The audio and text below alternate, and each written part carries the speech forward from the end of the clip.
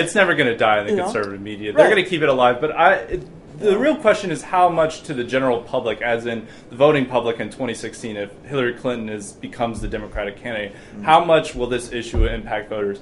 I'm skeptical that many voters will base their vote on whether they're going to vote for Hillary Clinton or not, or Benghazi. I think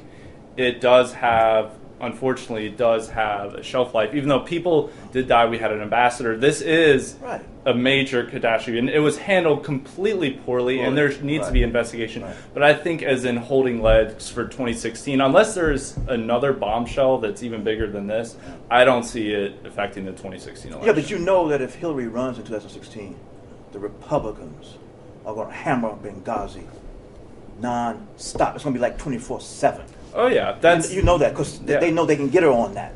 She was in charge of the State Department at the time. That's on her.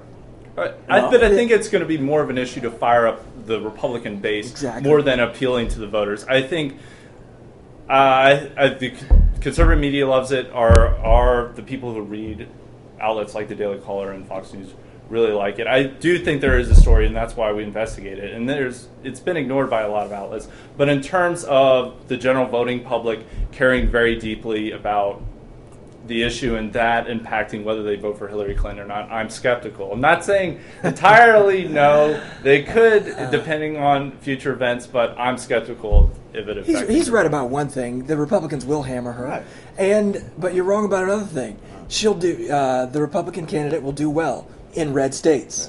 And that doesn't portend well for the White House. I don't think you win the White House as a conservative on Benghazi.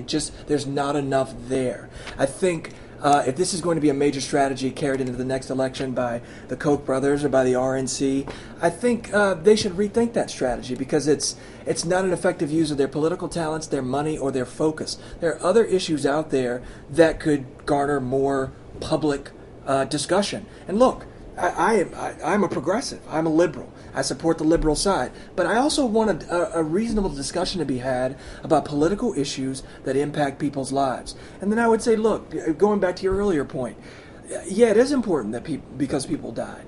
But we had 11 embassy attacks under the Bush administration. And I believe I had 13 embassy attacks. 11 people died. How big was the political story then?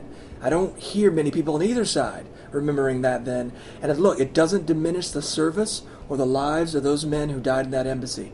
But if this is a major political story this coming fall and in 2 years, I feel confident who's going to be in the White House.